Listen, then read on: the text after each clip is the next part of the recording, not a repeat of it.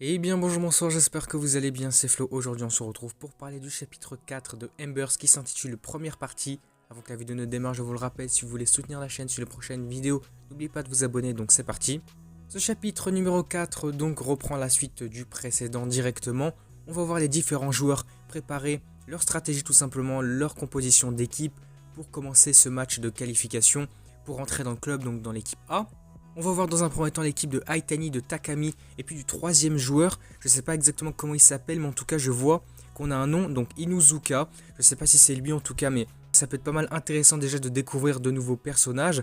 En fait, je viens de voir qu'on a la composition de l'équipe, donc on voit d'autres noms. En fait, dans l'équipe, ils sont 6 joueurs.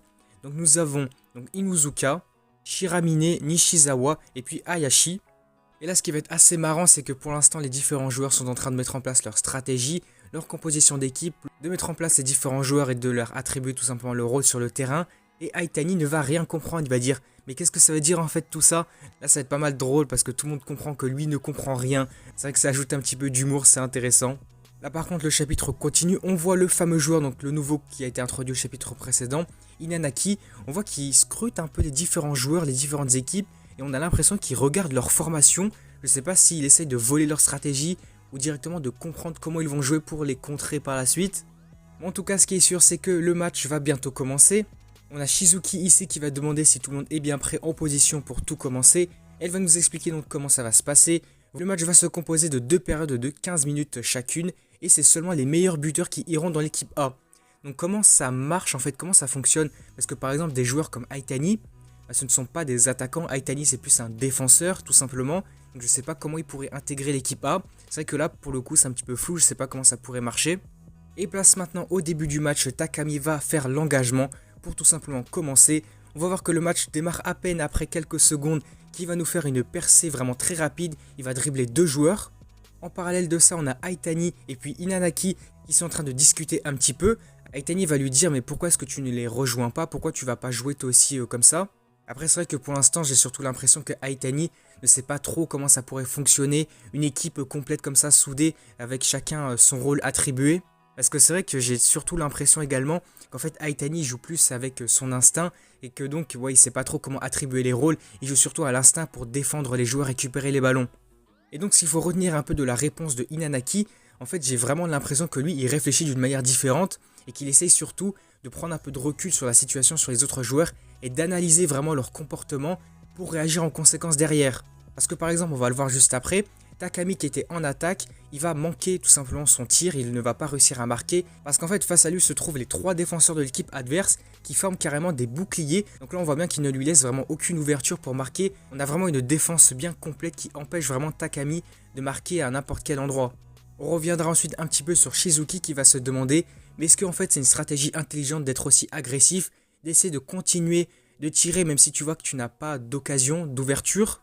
Et c'est justement ce qu'on va voir, Takami va continuer d'essayer de marquer, mais on voit qu'il va quand même manquer encore sa frappe. Il a fait plusieurs tirs, mais qui n'ont pas conclu sur un but. Et c'est à partir de là que ça va être pas mal intéressant, puisque le ballon va rebondir donc sur un des poteaux. Et Aitani va se dire, attends mais où il vient de passer Inanaki, puisqu'il était à côté de lui. Et là on voit qu'il s'est carrément téléporté quasiment, en fait il est parti d'un coup sans être vu. On le verra juste après, il va se retrouver derrière Takami, il va se dire « Attends, mais depuis quand il est arrivé là? Comment il s'est déplacé aussi vite ?» Et finalement, on va comprendre que ça fait partie de sa stratégie.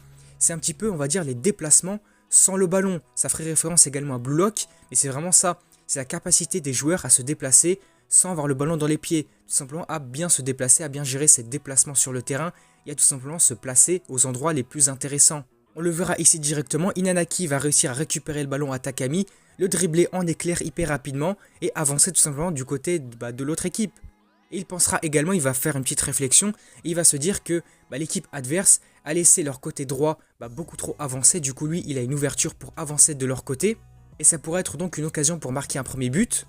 Mais là ce qui va être complètement fou, on va le voir sur le dessin, la double page elle est magnifique. On a Aitani qui va réussir à s'approcher de Inanaki, vraiment avec un dessin mais incroyable, les dessins ils sont vraiment magnifiques sur Aitani, c'est trop cool. Même Inanaki ici va être un petit peu surpris, va se dire quoi, il n'était pas à gauche, comment il s'est déplacé aussi vite lui également. On le voit, Aitani arrive face à lui en flèche vraiment à fond, à toute vitesse, en lui disant vas-y donne-moi le ballon tout de suite. Évidemment ça ne va pas suffire puisque Inanaki va tout simplement faire une passe en retrait pour tout simplement le contrer, donc avancer à leur tour à 2. On va le voir directement après puisque les deux joueurs vont se faire des passes et donc avancer facilement. On se retrouve avec Inanaki qui a le ballon dans les pieds et donc il va réussir à marquer le premier but. Et ce qui va donc ouvrir le score pour leur équipe. Ici on va bien nous illustrer les capacités, on va dire incroyables comme de Inanaki, de ses déplacements sans le ballon. Puisque même les filles, donc les managers on va dire, par exemple Shizuki, en fait elles vont se dire que c'était complètement dingue ses déplacements sans ballon. On avait vraiment l'impression qu'il était invisible. Mais de l'autre côté, on va se rendre compte que ça va être un peu moins la joie, puisque Takami est un peu choqué aussi, va se dire comment il a pu marquer comme ça, se déplacer comme ça, tandis que lui n'a même pas réussi à marquer en une demi-douzaine de tirs. C'est vrai qu'il s'était retrouvé face à une grosse défense de 3 joueurs qui formaient carrément des boucliers.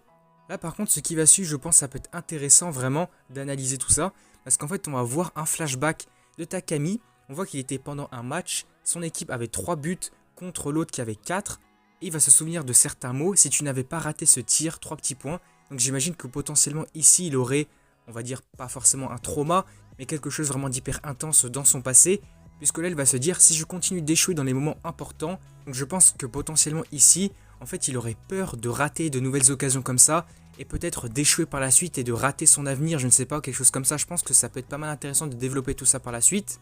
À côté de ça, on voit que Inanaki, j'ai l'impression que lui pourrait connaître ça, puisqu'il va se dire, il faut lui donner une longue et grande corde avant de la tirer vers le bas. C'est comme ça qu'on brise l'ego d'un joueur. Donc je pense potentiellement que lui, il pourrait utiliser ce trauma quelque part pour vraiment le rabaisser, le détruire. Le chapitre reviendra ensuite sur Aitani, disant, mais regarde ça, lui, il est parti alors que j'étais à côté de lui, c'est dégonflé ou quoi? Là pour le coup, ça rajoute un peu d'humour parce que j'ai l'impression que Aitani ne comprend pas vraiment ce qui s'est passé. Et c'est bien ce que Takami va dire, mais t'es idiot à quel point toi, en fait il est juste passé devant toi. En tout cas, ce qu'il faut tirer de cette discussion entre les deux, c'est que Takami va demander à Aitani s'il pense pouvoir le battre en 1 contre 1, donc Inanaki contre Aitani, est-ce qu'il pense pouvoir le battre à ce moment-là? Puisqu'il va lui demander, ok génial, donc alors écoute bien, je pense avoir une idée pour aller à la chasse au serpent, donc le serpent qui représente Inanaki, il pense avoir une stratégie pour le battre, donc je pense que ça peut être pas mal intéressant de développer ça avec Aitani, puisqu'on l'a vu du côté de Inanaki, en fait sa stratégie c'est de jouer sur les déplacements sans le ballon.